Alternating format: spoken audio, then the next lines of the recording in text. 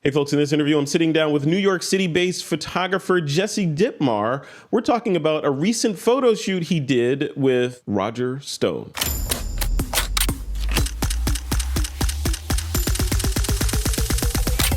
This is Twit.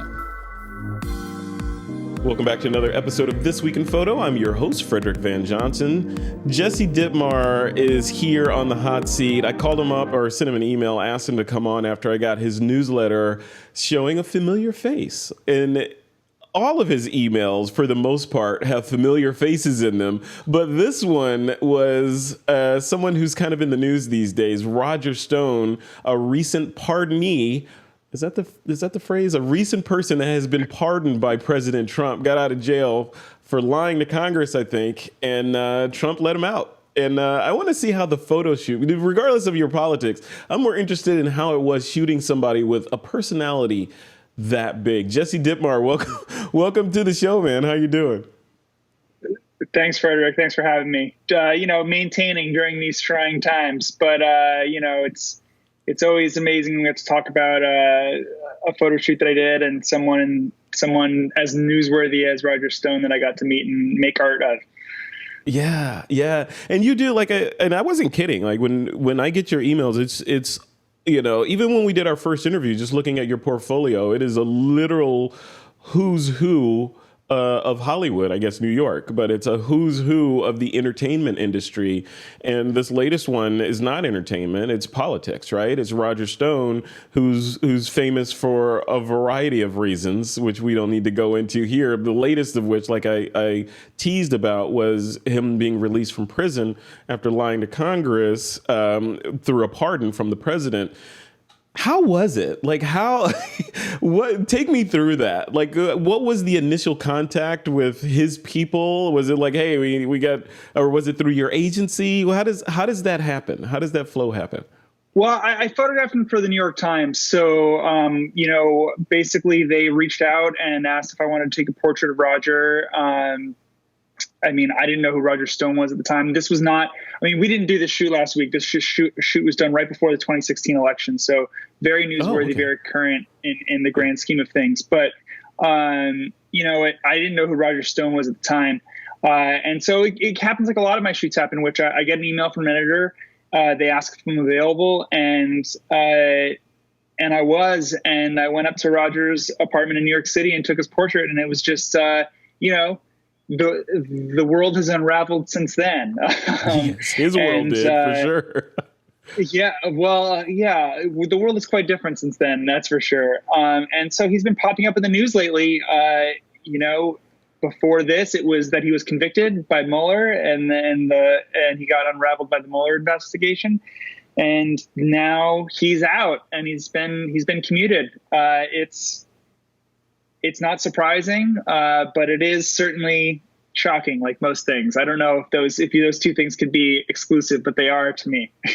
Yeah. What was a day in the life like on set? Like, well, in his apartment, you were shooting in his apartment. Do you, like, for somebody like that, I would assume there's a fair amount of security, because he is a celebrity, right? So how did that all not work? Really, you'd be surprised. I think he just had, listen, I've been in a lot of apartments in New York City. His apartment was very, it was a pretty standard apartment. It was nice. And no, there wasn't a particular amount of security at the time.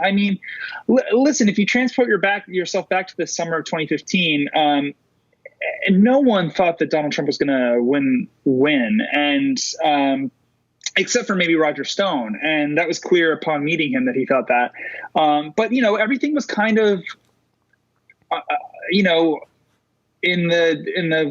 in hindsight perspective, at the time, it was all very it was kind of like a joke. No one really, especially Roger Stone.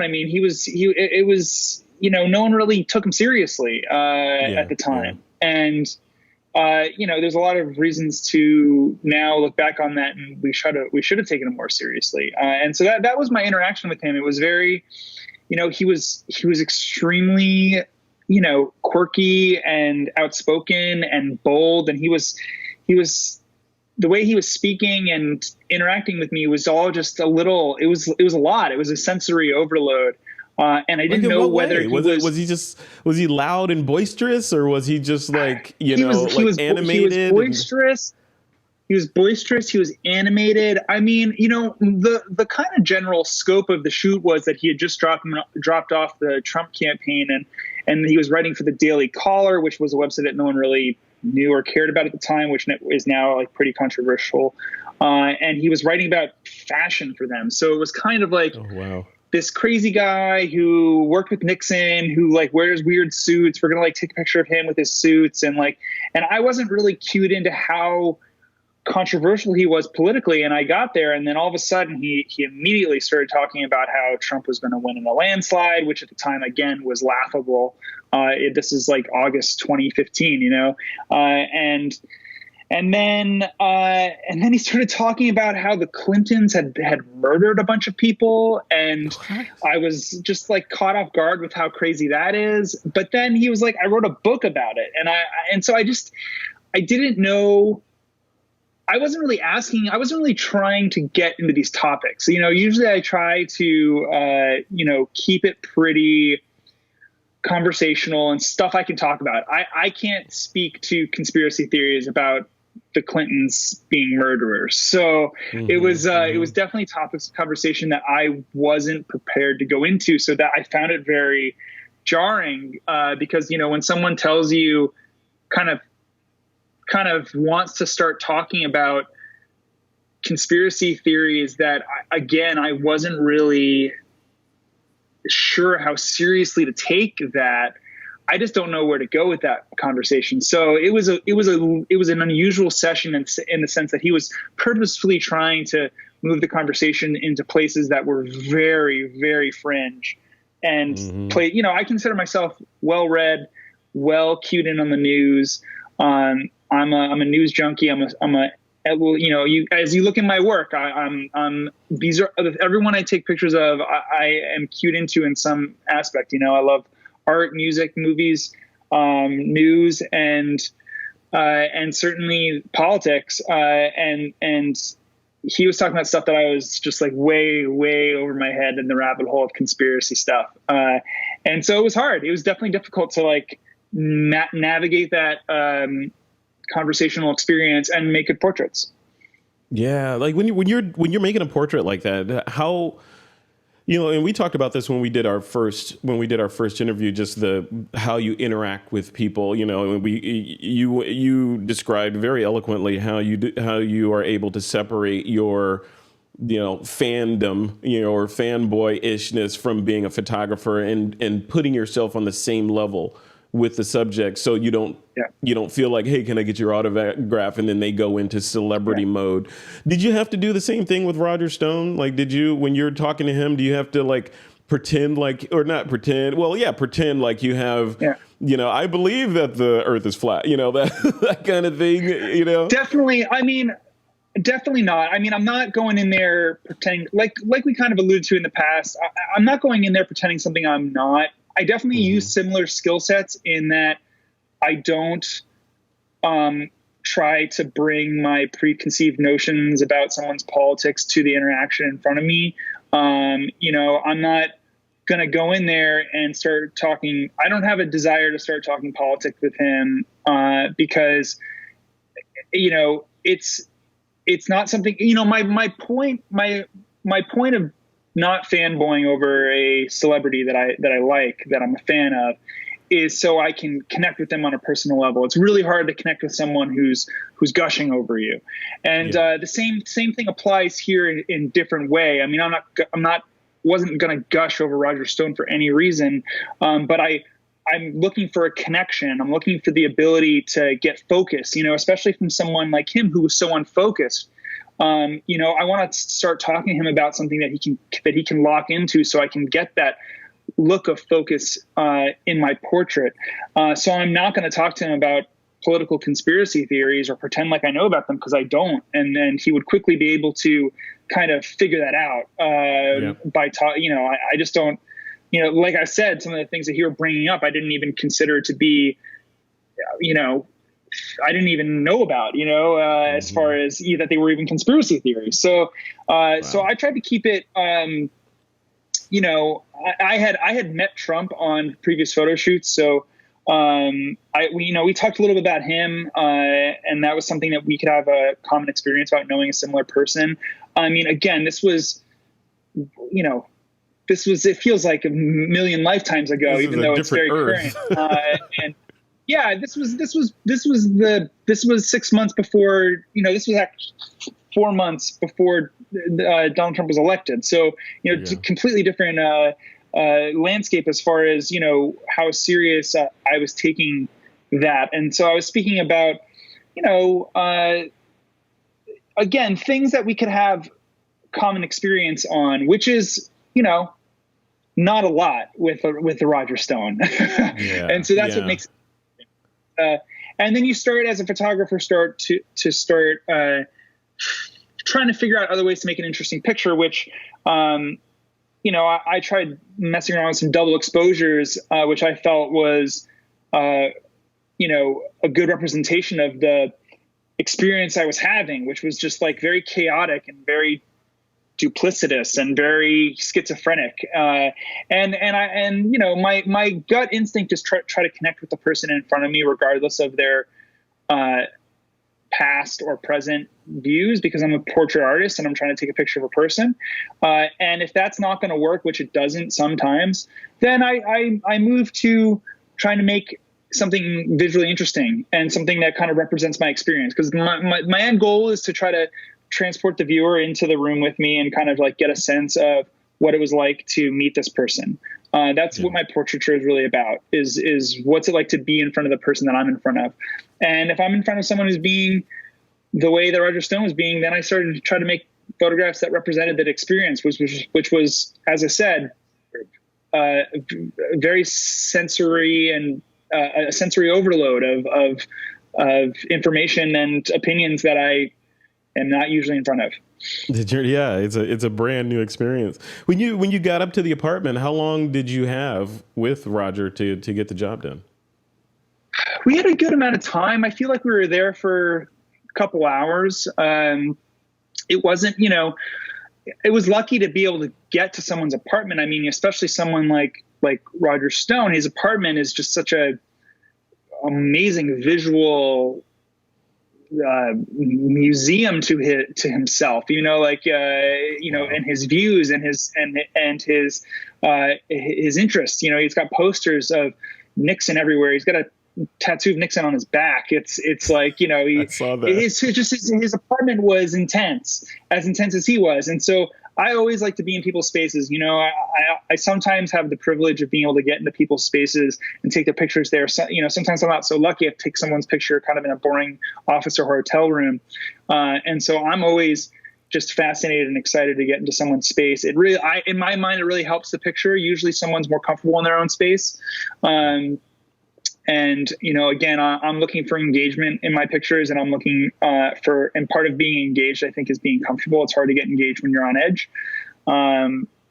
So I was ecstatic to have the experience, and just personally, nothing to do with the art, having the experience of getting to meet this person and then see what's happened to them has been, I have an inside look into this person, and that's a really exciting thing to have, and really gives me a unique perspective on the news that's coming out. That's a selfish reason, not necessarily a photographic one, but it's just a cool part of my job. I mean, it's a good side effect too. When you got up there, what was the so you had like a couple of hours. Did you have a crew with you, or were you running solo in there? I brought an assistant. We were able to, we go in. It's like, I try to keep the shoots, especially when you're going to have a shoot like Roger Stone, where there were so many curveballs. I mean, from him that I can never have known about. I mean, even if I did a bunch of research on him and I knew he was kind of like this kooky guy, before this, he had a reputation, for being outlandish. That can't really prepare you fully for what you're going to experience when you meet the person face to face. So, that kind of stuff happens to me all the time, whether there's someone that is politically extreme that are not my viewpoints, or whether I'm meeting a super famous person, or whether I'm just meeting a normal person. All kinds of curveballs can happen. So we try to keep the rest of the stuff consistent as far as getting there, setting up, having my setups. My goal when I get there is to set up a backdrop, 2 backdrops. We got work on the backdrops, and then get a couple environmentals, usually 2 or 3 environmentals.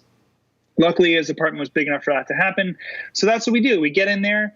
We know what we can control, which is our lighting and our equipment and our backgrounds and our visual aesthetic. And we have that stuff down to the T, so it's automatic.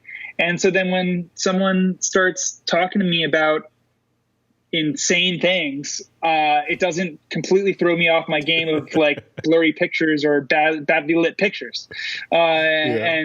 And I'm able to just kind of deal with those curveballs while everything else that we've done over and over and over again just kind of continues to operate.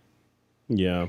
Isn't that the mark of a pro, right? To be able to operate in extreme conditions and still produce a saleable work product, right? Whether it's a Roger Stone. Yeah, and especially in these politically charged shoots where you're just like, I've been on shoots with presidents, multiple presidents. I've been on shoots with world leaders, with the most famous of entertainers, and the pressure is really intense every time. I mean, there's no such thing as it not being pressure filled. So having the technical stuff down and automatic is essential. And your equipment needs to work, and your lighting needs to be solid, and you need to have a game plan. Because if you don't, then you're totally screwed. If all that stuff isn't solid, because you're gonna get constricted by time or by some other thing. Or Murphy's Law may show up and screw up something, right? It always does. Yeah. You need to have a backup for all of your equipment, especially in these high pressured political shoots or celebrity shoots where time is a super big issue. But also equally in a shoot like with Roger Stone, in which you're just, if your equipment starts breaking down, then you're just everyone's thrown out of whack. So it's really important to have that stuff solid. Yeah, I can't imagine with someone like Roger Stone for you to say, you know what, Roger, I forgot my 50. I'm going to send my assistant back to get it. Not going to happen. Not an option. So what is it? Wizards start breaking down, or a light breaks, not having a quick solution for that. It totally throws a wrench in your shoot. No, for sure. No, absolutely. So what does it look like? Does Jesse Dittmar want to shoot a post-pardon Roger Stone? Are we going to see a part 2 of that shoot? Absolutely. If I'll shoot anybody, Frederick. I mean, especially when it's for a publication. It's an opportunity for me to go there with my own personal, artistic, subjective take on the person in front of me, and to make art of them. I mean, anyone who's newsworthy, if I'm being asked to photograph them by a magazine or a newspaper or someone that's going to let me go do my thing, and then I absolutely want to take their picture. Someone like Roger Stone, not a good person, objectively. Let's put it out there. I mean, he's been recently caught on mic being racist. He, got convicted for, harming the United States, and should be in jail for it. Not a good guy, but undoubtedly someone who is affecting our culture right now. I mean, undoubtedly someone who is negatively affecting our culture, but someone who's affecting our culture nonetheless. And I think these are the exact types of people that we should be going and making art of, that we should be putting through the machine of the artistic process in order to show them to the public at large through art. So if someone asked me to go photograph Roger later today, I'd say thanks for the interview, Frederick, and I'd go do it. Yeah, see, that's great. See that, and that's really interesting. Is from a photographer ethics perspective, looking at from what you said is very prophetic in terms of, yeah, you're an artist, and it's your job to document the zeitgeist of what's happening in the world today, either through an artistic interpretation or through a documentary interpretation. And what would you say to those photographers out there, or just reiterate that? What would you say to the photographers out there that are like, you know what, I hate that guy. Like, he harmed the U.S. He should be in prison. No way is he getting in front of my camera. I only take photos of good people. What do you say to that, to those people? I mean, listen, I think that everyone should have their own moral code, and everyone should take pictures the way they want to take pictures. The photographers that I idolize, the way I grew up learning about photography, are people like Richard Avedon, who went to jail and photographed murderers, before they were executed. I mean, like, these are, just because someone has done something bad doesn't mean that they shouldn't be, if anything, I'd say those pictures are more powerful than photographing someone who you idolize, because you're likely to make it into a little more fluffy and a little less poignant. I think that having the ability and access to go create your art of people that are affecting the world negatively or positively is something that any good portrait photographer should want to do. Again, I think that a big common misconception and mistake is that people see that I take pictures of someone like Roger Stone and they think that I'm endorsing that person or that I like them just because I've taken their picture. But this is not Roger Stone hiring me to come take his picture for his book jacket. This is the New York Times hiring me to go take a portrait of Roger Stone in a journalistic / artistic manner. This is not a headshot, a glossy headshot of Roger Stone. This is me making my artwork of him. So, I definitely draw my lines, usually along those lines. If the White House called me up and asked me to, take, I photographed Kellyanne Conway. If she called me up and asked me to take her picture for her next book, I would say no. But if the Washington Post sent me back there to take her picture again for the cover of the Washington Post magazine, I would say absolutely yes. I think that you can draw your lines depending on, really how much creative control you have. And also, mostly on who's this for, who's the boss here. Really matters more than the subject, because, it's important for these people to get, it's the First Amendment, man. It's important for these people to be shown in light of, in a journalistic light. It's important in my opinion. What about, hey man, I think if people who, people want to take a picture of him for their own moral reasons for a publication like the New York Times, they're going to turn that job down. All the better for me, because then they'll ask me to do it. So exactly, you'll get it. Hypothetically, I'll let those people keep declining. If the New York Times or a news organization hires you to, you get the call and they're like, I don't know, insert unscrupulous figure, right? We need you to take a photo of this person. But, not to say the New York Times would say this, but whatever organization contacts you and they say, yeah, we know this person is a mass murderer or whatever, but we need you to take a photo of them and make them look nice. Can you make them look, non-threatening? We don't, can you use your lighting and magic photography skills to make them look like a nice person? Would you do that editorially, or would you turn that down? The people I work for would never ask me to do that, to be honest. Okay. They would, the New York Times, these are publications of like the utmost journalistic integrity. The New York Times, the Washington Post, Politico magazine. I photographed all kinds of Trump figures, Betsy DeVos for these people. Many people, and no one has ever told me to go in there and make them look any which way, bad or good. I think that I've been told to go be a professional and get a picture and get a portrait. And yeah, I think that it would totally change the equation if someone was saying, go make this, go throw on the Vaseline filter and come back to me with something dreamy. I think that, yeah, that would make me question what the motives were there. Sure. But we're talking about publications that are breaking news, and of these political figures. They're much like I want to be a part of. They're shining light on the things that they're doing, good or bad, and in this case, bad. And I think that's a service that we're doing, not a disservice, certainly.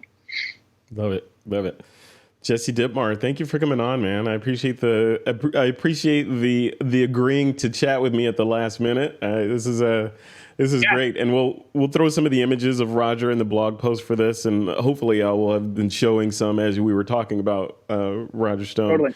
And if people want to check out more of the work that you've done or hire you to do gigs, what's the best way to get on your calendar?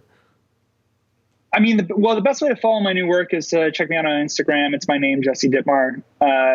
That's my handle. And then, in order to contact me for gigs, my website has all my representative's contact information on it. It's just my name.com, jessedittmar.com. And you can go to these places to see some politically charged figures and also people that you probably like. So there's a little bit of everything there, newsworthy and entertainment wise. It's why I do what I do, Frederick. I mean, I get to meet such a range of people, and I'm not stuck in any one specific lane, and I wouldn't have it any other way. Love it. All right, Jesse Dittmar, thank you, man. And enjoy the rest of your day, and stay safe out there in New York City. Thanks, Frederick. All right, take care.